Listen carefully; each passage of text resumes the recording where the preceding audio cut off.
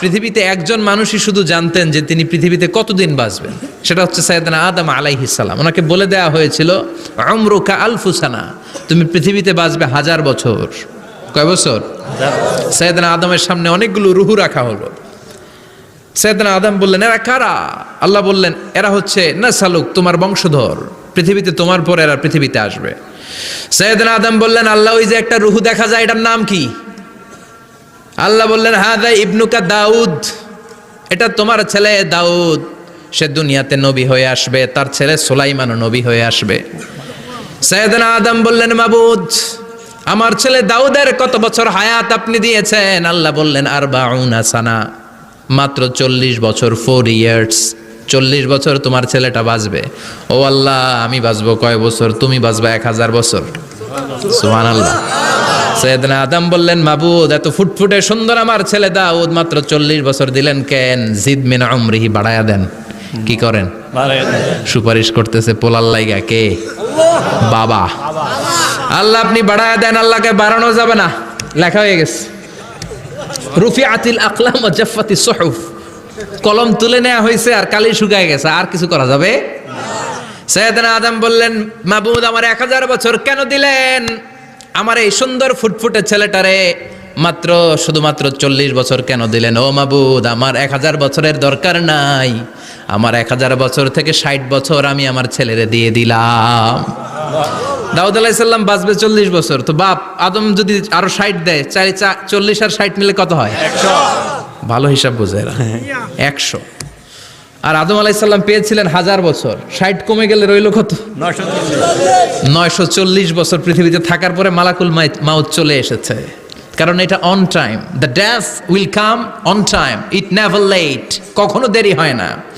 আল্লাহ বললেন, লিকুল্লি উম্মাতিন আজালুন ফাইযা জাআ আজালুহুম লা ইস্তাখিরুনা সাআতান ওয়ালা ইস্তাকদিমুন। মৃত্যুর একটা নির্ধারিত সময় আমি বেঁধে দিয়েছি, অন টাইম, অন টাইমেই চলে আসে, 1 সেকেন্ড আগেও আসবে না, 1 সেকেন্ড পরেও আসবে না। 940 বছর বয়সে মালাকুল মাউত এসে হাজির, এসে বলল, জিইতু আন আকবাদা রূহাক, রূহ কবজ করতে আসছি। আদম আলাইহিস সালাম বললেন, রূহ কবজ করতে আসছো মানে? আমি বাঁচবো তো 1000 বছর। কয় বছর? মালাকুল মাউত বললেন, না না, ওই যে আগের কথা স্মরণ করেন, আপনি 60 বছর দিয়ে দিয়েছিলেন। কয় না, আমি দেই নাই, আমি আরো বাঁচুম, আরো 60 বছর পাওনা আছি, আমি দেই নাই। মালাকুল মাউত বললেন, আপনি দিয়েছেন? আদম বলে, দেই নাই। মালাকুল মাউত বলে, আল্লাহ ঘটনা দেখেন, দিয়া কয় দেই নাই। আল্লাহ কয়, থাক, কথা কইস না, আয়া পড়। সুবহানাল্লাহ পড়েন। নাসিয়া আদম ফানাসিয়া বানু, ভুলে গেছেন উনি, আমরা ভুলে যাই, আমরা খেয়ে বলছি খাই নাই, নিছিলাম পকেটে, কয় নেই নাই। এরকম ডাকাইত আছে না নাই? নাসিয়া আদম ফানাসিয়া বানু, বিশ্বনবী বললেন, আদম ভুলেছে তো তার সন্তানরাও ভুলে যায়। জাহাদা আদম ফাজাহাদা যুররিয়াতু, আদম অস্বীকার করেছে, তার সন্তানরাও অস্বীকার করে। সেদিন থেকে আল কিতাব ওয়া শুহুদ, মানে লিখে রাখার সিস্টেম আর সাক্ষীর সিস্টেম চালু হয়েছে। সুবহানাল্লাহ পড়েন। সুবহানাল্লাহ।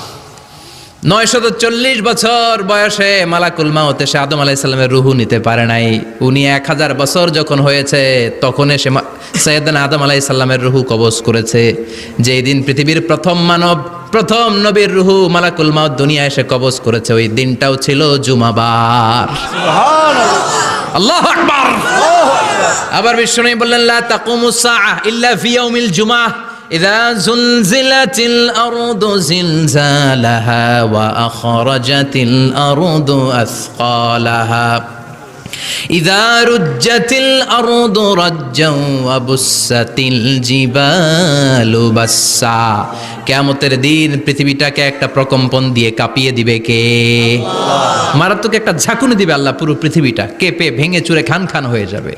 এই ঝাঁকুনি আর আর্থকোয়েক, ভূমিকম্প এর ঘটনাটা যেদিন ঘটবে ওই দিনটাও হচ্ছে জুমার দিন।